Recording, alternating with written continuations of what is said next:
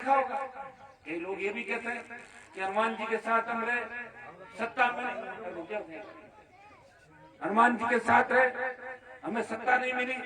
अगर मैं सत्ता के साथ रहा जाता तो खींवसर नागौर का नाम देश के अंदर नहीं होता। सत्ता में तो बहुत से लोग तो अपना टाइम पास, कांग्रेस पार्टी के 107-8 से ज्यादा विधायक हैं जो हमेशा मेरे पास होते रहते कि सरकार में हमारी चल नहीं रही, तो कम से कम सत्ता के खिलाफ हिम्मत से लड़ाई तो लड़ रहा हूँ। और मेरा सत्ता का जोग संजोग नहीं।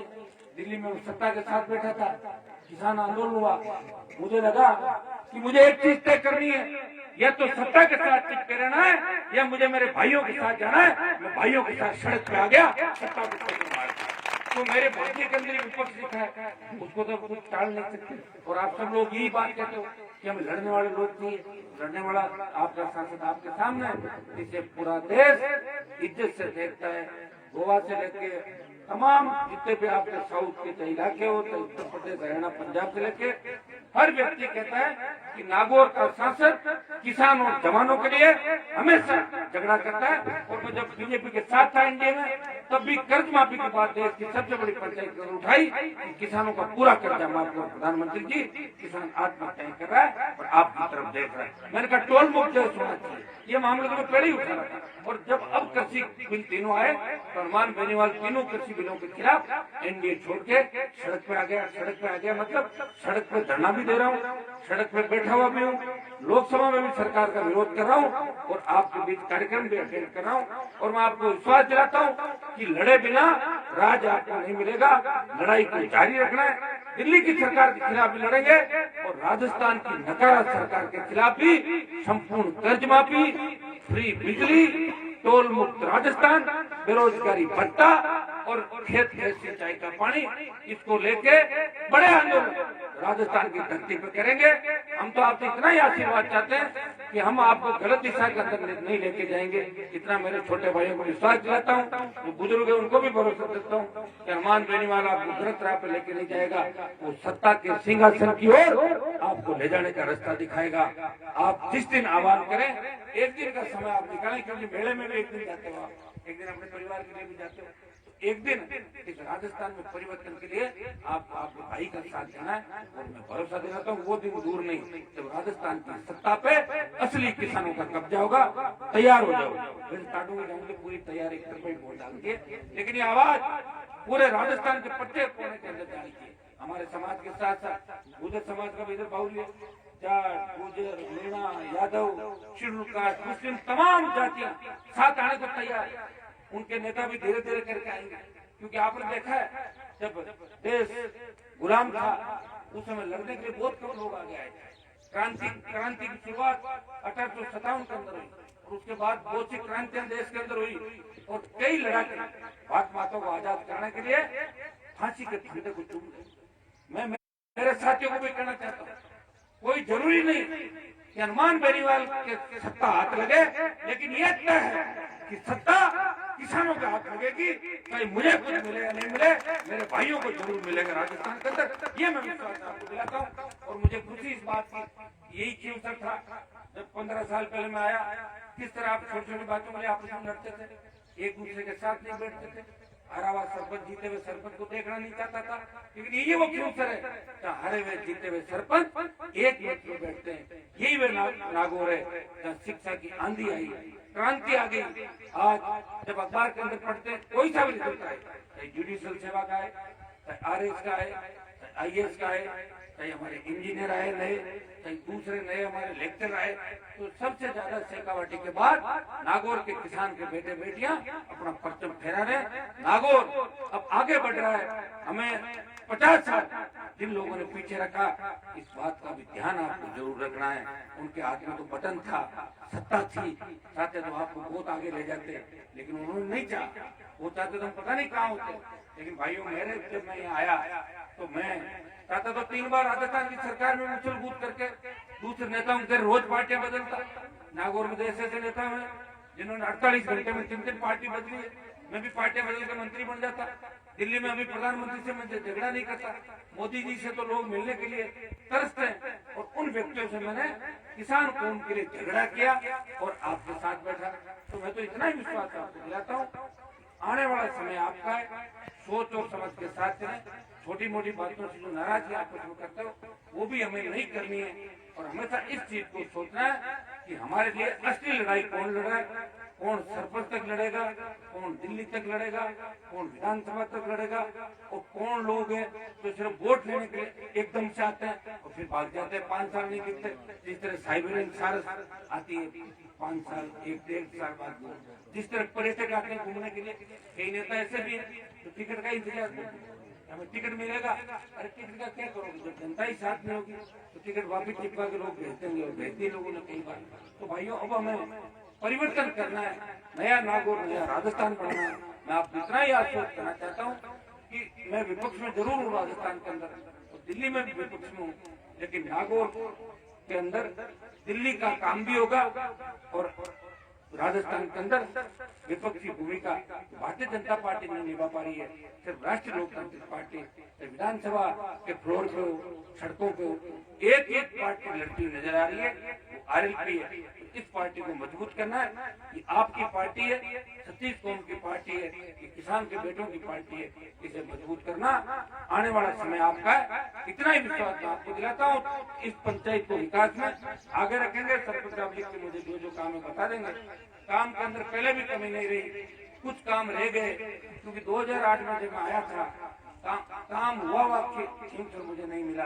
मुझे ऐसा खींचर मिला जहाँ 40,000 झाड़ियों में अंधेरा था, न सड़क थी, न स्कूल थे, न अस्पताल थे, नई पंचायत समिति भी बनाई, कॉलेज भी खुलवाए, सरकारों से लड़ता रहा, डाणी डाणी लाइट कराई, आपको लड़ना सिखाया, कनेक्शन भी भेद हुए, डाक जोन को भी खत्म करा दिया। तो सारा काम हनुमान बेनीवाल के संघर्ष और मेहनत का ही परिणाम है। भाइयों, सत्ता की चाटुकारिता कभी नहीं करी, लाइन के अंदर खड़ा नहीं रहा, कोशिश यही करी कि मैं जहाँ खड़ा रहूं लाइन वहीं से चालू हो जाए। इसीलिए आज दिल्ली तक आपका नाम है। दिल्ली में भी हर व्यक्ति जानता है कि नागौर का जो सांसद है उसकी राजनीतिक पृष्ठभूमि कहाँ से, तब उसमें खींवसर और मुंडवा का नाम आता है कि मुंडवा से शुरुआत हुई थी और खींवसर का विधायक था, और लड़ते लड़ते लड़ते लड़ते देश के किसान और जवानों के लिए हमेशा लड़ाई लड़ता है और पदों को ठोकर मार के अपने भाइयों के साथ रहता है। ये मैं आपको विश्वास दिलाता हूँ। बहुत अच्छा कार्यक्रम आपने किया, और चूंकि मुझे देरी हो गई, आप जानते हो, सुबह जब घर पे उठता हूँ 1-1 हजार लोगों को, 2-2 हजार लोगों को रोज मैं सुनता हूँ, रोज की जन सुनो का कार्यक्रम में निकलते निकलते लेट हो जाता हूँ, लेकिन मुझे पूरा भरोसा है कि आप लोग बुरा नहीं मानोगे, क्योंकि आपका भाई जहाँ भी है वो आपके लिए कहीं न कहीं लड़ रहा है, किसी गरीब पीड़ित के लिए टेलीफोन से उसका काम करने का प्रयास कर रहा है। और मैं धन्यवाद दूंगा, इतना प्रेम जितना आपने मुझे दिया राजस्थान में, शायद किसी मंत्री और मुख्यमंत्री को इतना प्यार प्रेम राजस्थान की धरती पर नहीं मिला। और मैं विश्वास दिलाता हूँ कि मेरा पूरा जीवन इस किसान कौम के लिए समर्पित है। इस कौम के लिए जहाँ भी आवश्यकता पड़ेगी, जहाँ आपका पसीना बहेगा, कई लोग तो भाषणों में कहते थे, मैं सुनता था 15 साल पहले, किसान का पसीना बहेगा, हमारा खून बह जाएगा। मैंने तो उनको कभी 1 घंटे भी कहीं धरने पे बैठे हुए नहीं देखा। कहते जरूर थे जयपुर को घेर लेंगे, दिल्ली घेर लेंगे, शायद वो कोटपुतली तक भी नहीं पहुंचे होंगे, और विधायक भी रह गए, एमपी भी रह के चले गए। लेकिन भाइयों, मैं जो कहता हूँ वो करता हूँ, और मुझे कोई किसी से प्रमाण की आवश्यकता नहीं।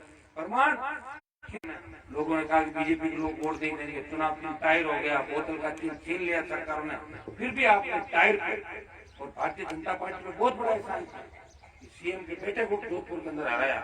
सीएम के लिए बात करते थे कि सीएम ने किसानों को सीएम नहीं बनने दिया, उस सीएम के बेटे को हरा के वो बदला भी हनुमान बेनीवाल ने लिया।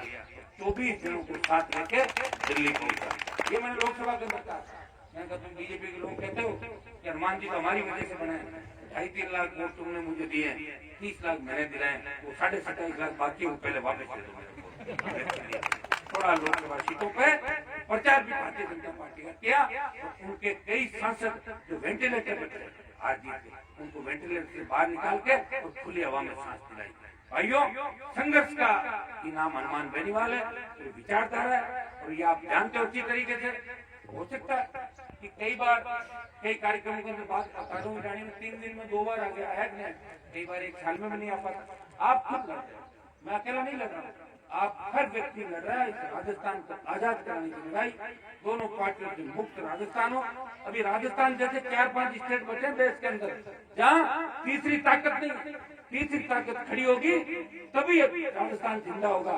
आज हालात आप देखिए, अपराध करके किस तरह अपराधी खुलेआम चले जाते हैं। आपने राजगढ़ की घटना देखी होगी, ताश खेलने व्यक्तियों में गोलियां चली और 4 जने मारे। कहाँ राजस्थान? आप बताओ, कहीं सुरक्षित हो गए? ढाणी में बैठे लोग कहाँ सुरक्षित? आए दिन जो घटनाएं घट रही है, इसलिए कहीं कहीं किसी को जिम्मेदारी लेनी होगी। और ये काम ठीक जब होगा, जब सत्ता आपके हाथ में आएगी, तब न तो कोई अपराध होगा और न कोई अपराधी बचेगा। सारे बंगाल की खाड़ी की तरफ चले जाएंगे। ये मैं आपको विश्वास दिलाता हूँ। थोड़ी हिम्मत रखो, जब मैं पूरी हिम्मत लेके लड़ रहा हूँ, आप थोड़ी सी पूरे राजस्थान में आप यहाँ पे हिम्मत का मैं भाषण दे रहा हूँ, तो कोई देने की आवश्यकता नहीं, क्योंकि आपने हिम्मत रखी रखी है। मैं चाहे कैसे आया, कोई से चिन्ह से आया, आपने खूब ऑटो जीता के भेज दिया। ये पूरे राजस्थान के जवान किसानों के लिए मैं अपील इस मंच के माध्यम से करना चाहता हूँ कि हमें हिम्मत रख के लड़ना होगा, दिल्ली से भी लड़ना होगा, और राजस्थान की गूंगी भरी सरकार के खिलाफ लड़के किसानों और जवानों को न्याय दिलाने के इस यज्ञ के अंदर आपको आहुति देनी होगी। बहुत बहुत आपको धन्यवाद, सरपंच साहब को, पूरे परिवार को, सरपंच साहब को इस बात का धन्यवाद कि आपने ब्याह का निर्माण करवाया और कुछ घर से कराया ना, उसके घर से कराए, इसके लिए बहुत बहुत धन्यवाद। बहुत बड़ी आवश्यकता हमें, और वहाँ जब आने वाले समय मेला भी भरेगा, बहुत लोग जाते हैं, चौराहे भी है, बस स्टैंड भी होगा, तब लोगों को पीने के पानी की आवश्यकता होगी, तब आपको दुआएं लोग होंगे कि प्याऊ जिन्होंने बढ़ाई उनको हृदय से आभार। और भाइयों, मुझे तो 15-20 साल पहले लोग कहते थे, नागौर जिले की सड़कों से निकलते तो लोग कहते थे क्या नेता कौन है, इतने खड्डे क्यों है? अब नेता तो चले गए, कहाँ चला हो, जो गया हो तो गया, उसको थोड़ी लाओगे। वो गाड़ियां हमें भी मिलती। आज हमारे इलाके में काम नहीं होता, और बाहर का आदमी आके इलाका देखता है, वो कहता है यहाँ का एमएलए एमपी कौन है, इतने खड्डे। और मैं खुद जब राजस्थान में जाता हूँ, कई जगह टिप्पणी सड़कें होती है, एमएलए को फोन लगाता हूँ, एमएलए साहब ये क्या कर दिया, बोले साहब क्या करें, बजट ही नहीं मिलता। ये हकीकत। तो जिस इलाके में काम होता है उसे उस इलाके के अंदर बाहर से आने वाले लोग भी दुआ देते हैं, या इलाके में काम हो रहा है, काम होना चाहिए। काम चाहिए कोई भी काम अगर होगा तो निश्चित रूप से आम जन के काम आएगा। और हनुमान बेनीवाल इसी विचारधारा के साथ आपको सबको साथ लेके चला। मेरे हिसाब से जब 3 बार मैं विदाई किया, मैंने किसी को तंग परेशान नहीं किया होगा। कोई भी नहीं कह सकता कि मैंने वोट दिया कि नहीं दिया। मैं कभी किसी की शिकायत करने का काम, मैंने मेरे लेटर पे शायद जीवन में किसी कर्मचारी की शिकायत नहीं करी। और 1000-2000 भेड़ा हो रहा है तो करा दी बात है, मैं नहीं कर। कई लोगों के सुनो, कई लोग कहीं गए 5 में 15 का आता है, दुकान छोटी मोटी दुकान चल गए, कर दो, उसकी सीट बढ़ दो, वो जानते नहीं, उनको पता नहीं आगे वाले समय में आपके साथ क्या होगा, भूल जाते हैं। क्योंकि जो ऐसे काम करते हैं और जिनका जनाधार नहीं होता उनका रास्ता भी वही होता है जिस रास्ते वो चलते हैं। ये तो तय शुद्धि बात है। समय ठीक है, चिंता करने की आवश्यकता नहीं। लगे रहो, संकित रहो और पहचानो अपने लोगों को। नाराज भी हो जाओ, हमारे से तो नाराज भी हो जाओगे, कोई दिक्कत नहीं, हम आपके भाई हैं। और नाराज उसी से होता है जो अपना होता है, लेकिन हमारे से नाराज होके किसी कमजोर के साथ मत पकड़ना। ऐसा नहीं मुझे तो छोड़ दो, जिसके साथ जा रहे हो वो ऐसा कमजोर बीच रहते आपको छोड़ के चला जाए। इस चीज का विशेष ध्यान आपको पूरे राजस्थान के अंदर मेरे भाइयों को रखना है। तो हनुमान बाप का भाई है, वो नेता नहीं है, वो परिवार की तरह आपके साथ सुख दुख के अंदर हर समय। कभी नेताओं वाला तो लोग तो छोटे से पोस्ट मिलने के बाद कितना बड़ा घमंड आ जाता है, किस तरह के चलते। मैं तो 3 बार एमएलए एमपी बन गया, यूनिवर्सिटी का अध्यक्ष रह गया, एमएलए का बेटा रह। कभी मेरे अंदर कोई भी कहते छोटे बच्चे से लेकर बुजुर्ग तक। हाँ, कई बार स्थिति ऐसी होती है कि आपके काम जो नहीं होते तो मैं परेशान हो जाता हूँ। उस समय थोड़ी देर के लिए हैंग होता हूँ, घंटा आधे घंटे, फिर मैं वापस सही हो जाता हूँ। इसके लिए होता हूँ आपके लिए, भाई आप आते हो काम नहीं होता तो मैं गुस्सा आता हूँ, काम क्यों नहीं होता। आप तो जानते हो काम कैसे होगा। सीएम के बेटे को भी हरा दिया, उधर मोदी से भी लड़ लिया। आप लड़ो हनुमान जी, अरे तो आगे बढ़ो, मैं आपके साथ है। तो मैं तो आगे बढ़ ही रहा हूँ लड़ने के लिए। आप मेरा साथ आने वाला समय ठीक है और मिलकर नए नागौर का निर्माण करेंगे। अपन सब भाइयों को एकजुट होकर सत्ता पे अपना कब्जा हो 2023 के अंदर, इस बात का विशेष ध्यान रखना। बहुत बहुत धन्यवाद। जय हिंद।